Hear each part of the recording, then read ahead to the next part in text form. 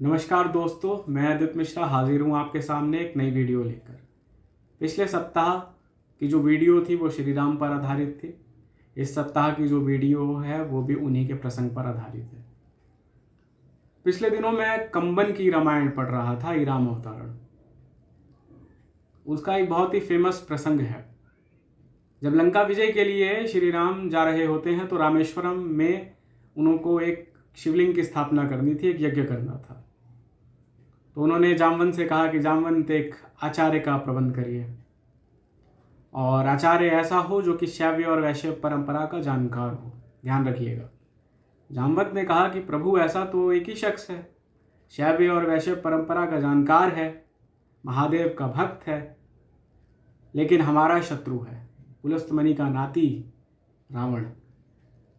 तो राम ने कहा कि जाइए और उनसे बात करके देखिए, शत्रु भी हो तो ऐसा हो, सोच भी हो तो ऐसी हो।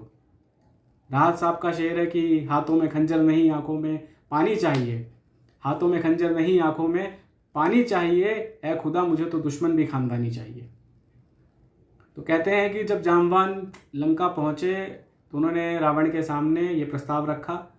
सुनकर रावण ने इस प्रस्ताव की स्वीकृति दी और रावण ने कहा कि चूंकि आपके जो यजमान हैं वो वनवासी हैं, तो ऐसे में सभी विधि और सामग्री जो है वो जुटाना, सबकी व्यवस्था करना मेरा काम है।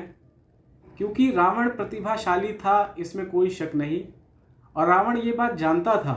रावण को ये बात पता थी कि वो लंका विजय का यज्ञ करने जा रहा है, और उसको ये पता था कि वो किसका यजमान बनने जा रहा है और किसकी यजमानता में जा रहा है। लेकिन रावण ने इन्हीं सब चीज़ों को सोचकर उसने कहा कि मैं तैयार हूँ।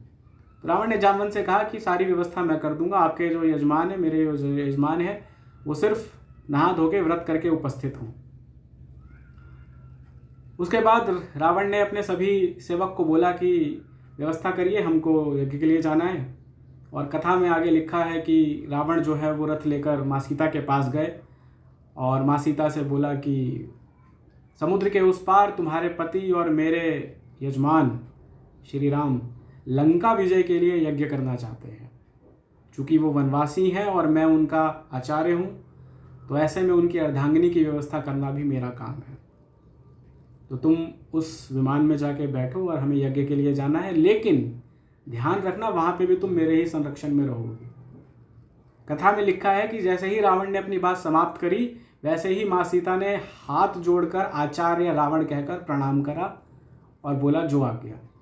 उसके आगे की बात तो अद्भुत है। इसके आगे लिखा है कि जैसे ही सीता ने जो आज्ञा कहा, वैसे ही रावण ने अखंड सौभाग्यवती भवा का आशीर्वाद दिया।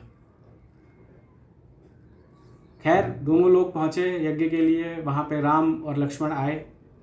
राम लक्ष्मण ने आके प्रणाम करा रावण को आचार्य कहकर। रावण ने कहा कि पूजा शुरू करते हैं, आपकी अर्धांगिनी कहाँ है? तो राम ने कहा कि वो तो हमारे साथ नहीं है। तो क्या ऐसा नहीं हो सकता कि उनके बिना ये पूजा संपन्न हो? तो रावण ने कहा कि ऐसा तो 3 ही परिस्थितियों में हो सकता है। पहला, या तो आप विदुर हो, आपकी पत्नी मर गई हो। दूसरा, या तो आप अविवाहित हो। और तीसरा, या तो उन्होंने आपको त्याग दिया हो। चूँकि आप इन तीनों ही परिस्थितियों में नहीं आते, और चूँकि मैं आपका आचार्य हूँ और आप वनवासी हैं, तो ऐसे में ये व्यवस्था करना मेरा काम है। तो एक काम करिए, आप अपने कुछ सेवक को भेजिए, विमान में सीता है, वो उनको लेकर आए। कथा में लिखा है कि सीता आई, उन्होंने शिवलिंग की स्थापना करी। तो सीता ने शिवलिंग की स्थापना कर दी। जब तक हनुमान भी आ गए। हनुमान शिवलिंग लेने गए थे, लेकिन चूंकि देरी हो रही थी, मुहूर्त का समय निकल रहा था, इसलिए सीता ने शिवलिंग की स्थापना कर दी। जब हनुमान शिवलिंग लेकर आए तो हनुमान ने कहा कि ये हटाओ, मैं अपना लगाऊंगा। तो राम ने कहा, राम को लगा कि इनको अहंकार आ रहा है, तो राम ने कहा ठीक है, आप हटा के लगा लो। कथा में लिखा है कि हनुमान ने अपना पूरा बल लगा दिया, लेकिन वो शिवलिंग ना हटा पाए। तो राम ने आशीर्वाद दिया और दोनों शिवलिंग, हनुमान की भी शिवलिंग वहीं स्थापित हुई, और सीता की शिवलिंग तो वहाँ थी ही। जब पूजा संपन्न हो गई तो राम ने कहा कि आचार्य, आपकी दक्षिणा। तो रावण ने जो बात कही दोस्तों, वो बहुत ही अद्भुत बात थी। इसके साथ मैं अपनी पंक्ति, इस वीडियो को समाप्त करता हूँ। रावण ने कहा कि जब राम ने कहा कि दक्षिणा, तो रावण ने कहा कि मैं राजा रावण, मेरी क्या दक्षिणा, मेरी दक्षिणा आप पर रही। तो राम दुविधा में पड़ गए, रही। राम ने कहा कि नहीं, आप बता देते तो मैं उसकी व्यवस्था कर देता, क्या पता मैं उसके योग्य हूँ ना हूँ, मैं उसकी व्यवस्था कर पाऊँ नहीं कर पाऊँ। तो रावण ने कहा कि जब मेरा अंतिम समय आए तो मेरे सामने मेरे यजमान यानी कि आप उपस्थित हो, यही मेरी दक्षिणा है। तो दोस्तों, इसी के साथ मैं वीडियो की समाप्ति करता हूँ। अगर अच्छा लगा हो तो लाइक एंड सब्सक्राइब करना ना भूलें। नमस्कार।